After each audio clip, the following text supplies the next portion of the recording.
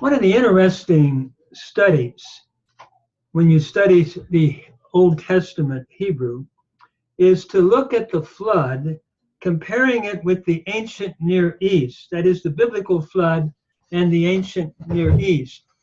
As we make this comparison, it is very interesting to see the sharp contrast. An ancient Near Eastern text and its importance to understanding the Bible is Gilgamesh epic. Gilgamesh epic is the Babylonian flood account, and really it is sharply contrasted in many, many ways, especially theologically, with the biblical account. In Gilgamesh epic, the hero, Utnapishtim, and one of the characters in the story, Enkidu, are seeking immortality. Enkidu finally discovers Utnapishtim, the hero of the Babylonian account. Utnapishtim then describes to him how the gods were angry, and so they decided, for no moral reason, to destroy all of mankind. Outside of his hut, Utnapishtim heard these words: reed hut, build a boat. It appears that one of the gods had squealed and had brought that word to Utnapishtim, because the gods arbitrarily had decided that no one should be told what they were going to do, and that they were going to destroy the whole human race. Because he was saved, he went and built a boat, took his family on, and those who helped him build the boat into the boat. He was in it, and the storm came, and the rains destroyed everything and everybody. It lasted for 1 week. The gods had been terrified, though, by the storm that they had created. In other words, it really got out of their control, and they didn't know what to do. They finally, after a week, after the worldwide flood, they were hungry.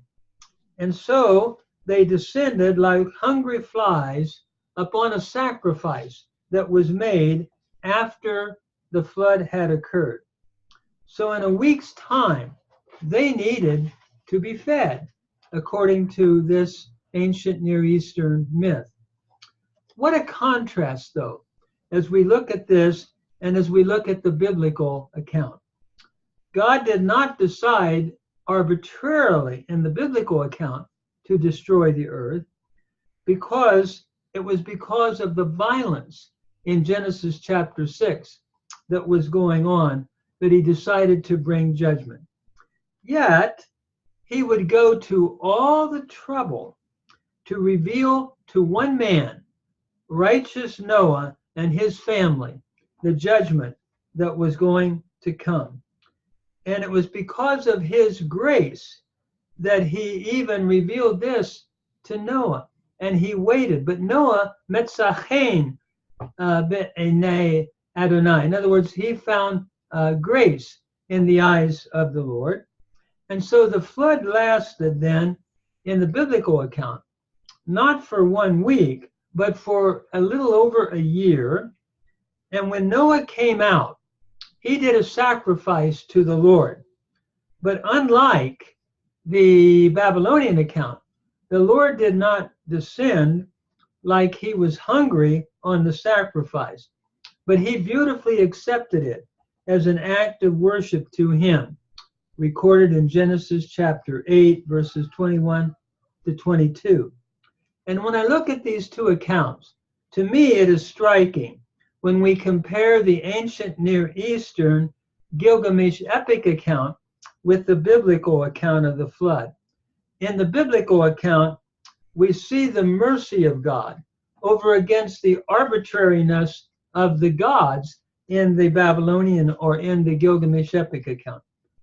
We also see how God did not need a sacrifice to feed him, but he accepted it as a result of worship.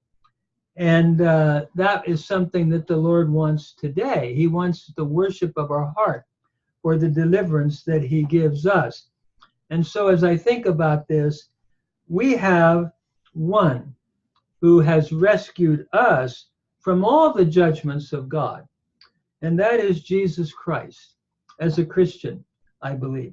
And so as a result, we owe to him our adoration and our praise, because for by grace, Paul will say, you have been saved through faith. It is the gift of God, not of works, lest anyone should boast.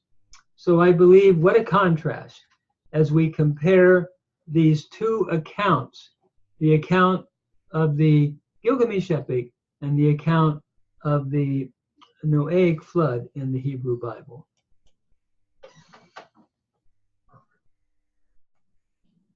Okay, now close out.